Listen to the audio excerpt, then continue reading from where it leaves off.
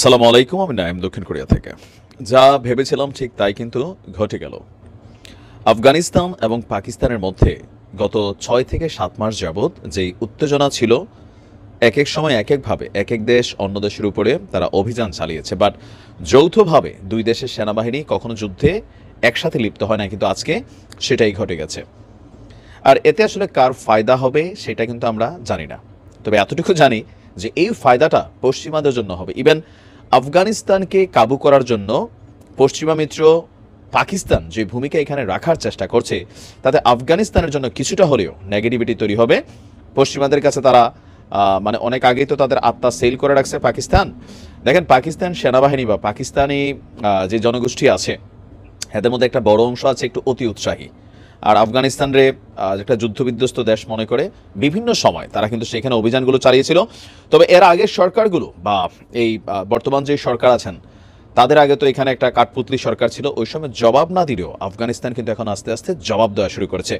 পাকিস্তানের সীমান্তরক্ষী বাহিনী, আমাদের যেমন বিজিবি আছে, ভারতের বিএসএফ আছে, পাকিস্তানেরটা কি বলে আমি জানি না, সীমান্তরক্ষী বাহিনী এবং বর্তমান আফগানিস্তানের ক্ষমতাসীন সেনাদের মধ্যে সীমান্তে ব্যাপক সংঘর্ষের ঘটনা ঘটেছে আজকে।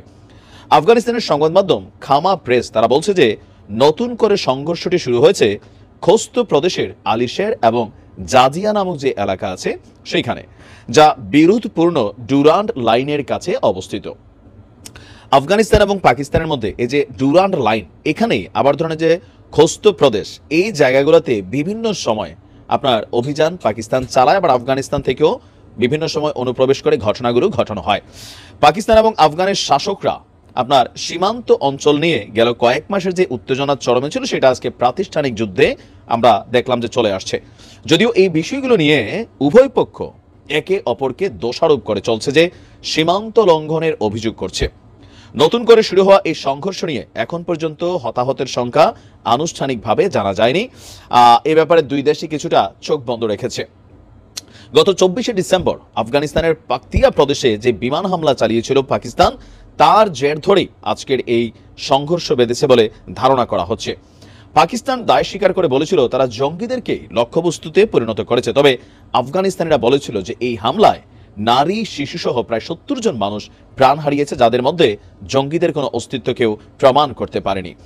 তালেবান সেনারা পাকিস্তানের কয়েকটি সীমান্ত চৌকিতে আজকে একযোগে হামলা চালিয়েছে, আর পাকিস্তানও আপনার প্রতিরোধ করতে তারা পাল্টা হামলা চালিয়েছে। আর এর আগেও বেশ কয়েকবার বিক্ষিপ্ত ছিল, বাট রাইট নাও আমরা দেখছি যে এই মুহূর্তে পাকিস্তানের সেনাবাহিনীর একটা বড় ধরনের ফৌজ তারা সীমান্তের দিকে যাচ্ছে, সেনা জনবল সেখানে বৃদ্ধি করছে। অপরদিকে আফগানিস্তানও কিন্তু তাদের ওই সীমান্তে সেনাবাহিনীর উপস্থিতি আরো বাড়াচ্ছে। তো কি ঘটবে? ঘটবে একটাই, যে এখানে এক দেশ আরেক দেশের উপর মানে আঘাত করবে। পাকিস্তানের কাছে শক্তিশালী অনেক ধরনের ক্ষেপণাস্ত্র আছে, এগুলো তারা ছড়বে। আফগানিস্তান সেই তুলনায় এখন অনেকটা দুর্বল, বাট তারা কিন্তু ভাই জবাব দেবে। এই যুদ্ধতে দুই দেশের সাধারণ মানুষ মারা যাবে, শাসক যারা তাদের কারোরই কোনো রকম কিছু হবে না। এরপর একটা বৈঠক হবে, আবার তারা মিলবে, বাট সেই মিলামিশায় যে মানুষগুলোর প্রাণ যাচ্ছে তাতে কি হবে? এই ক্ষয়ক্ষতি কে দিবে?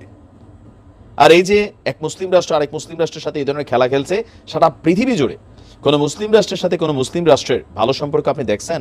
দেখেন নাই। লাভবান কারা হচ্ছে? পশ্চিমারা। কোন গোষ্ঠী এসে আফগানিস্তানকে সাপোর্ট করবে, কোন গোষ্ঠী এসে পাকিস্তানকে সাপোর্ট করবে, তলে তলে দুই দেশকে মেশিনারিজ দিবে, তোমরা ভালো করে যুদ্ধ লাগো। আল্লাহ হেদায়েত করুক। আসসালামু আলাইকুম।